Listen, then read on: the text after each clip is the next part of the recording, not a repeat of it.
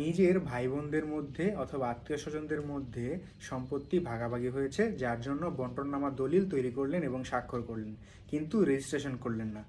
এই যে রেজিস্ট্রেশন করলেন না, এর জন্য পরবর্তীতে কি কখনো মালিকানা নিয়ে কোনো সমস্যা তৈরি হতে পারে বা আইনি কোনো জটিলতার সম্মুখীন হতে পারেন?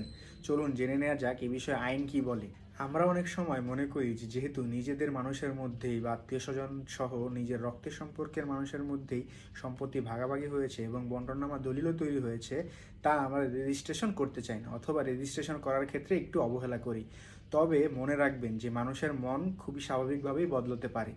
আজ যে ব্যক্তি মৌখিকভাবে প্রতিশ্রুতিবদ্ধ হচ্ছেন, পরবর্তীতে সে তার এই শর্ত নাও মানতে পারে, অথবা সে যদি মৃত্যুবরণ করে তার ওয়ারিশরাও এই কথা নাও মানতে পারে এবং এই শর্তে রাজি নাও থাকতে পারে।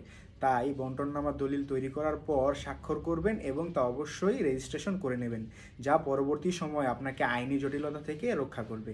এক্ষেত্রে সবচেয়ে বড় বিপত্তি বাধে যদি কোনো এক পক্ষ মারা যায়, অর্থাৎ সম্পত্তি হস্তান্তর বা ভাগাভাগি হয়ে গেছে এবং বন্টননামা দলিলও তৈরি হয়েছে, তবে তার রেজিস্ট্রি হয়নি এবং এর কোনো পক্ষ যদি মারা যায়, তখন তার ওয়ারিশ বা সন্তানরা যখন নিজের নামে সম্পত্তি নামজারি বা মিউটেশন করতে যাবে, তখন তারা বড় বাধার মুখে পড়বে।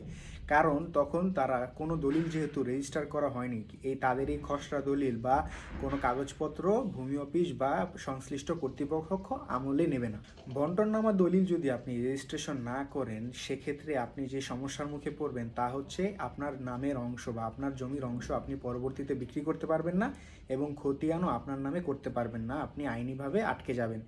এবং এ সম্পর্কিত যে আইনটি বাংলাদেশে প্রচলিত আছে তা হচ্ছে রেজিস্ট্রেশন আইন 1908, এবং এই আইন অনুযায়ী স্থাবর সম্পত্তি সহ বিভিন্ন রকম সম্পত্তি স্থানান্তর বা বন্টননামা দলিলগুলো অবশ্যই রেজিস্ট্রেশন করতে হবে এবং তা বাধ্যতামূলক। তাই বন্টননামা সম্পর্কিত সমস্যাগুলো এড়াতে এবং এ ধরনের বিষয়ে সম্পর্কিত পারিবারিক কলহ থেকে দূরে থাকতে এবং আইনি জটিলতা থেকে বেঁচে থাকতে আজই আনরেজিস্টার্ড দলিলগুলো রেজিস্ট্রেশন করার ব্যবস্থা করুন।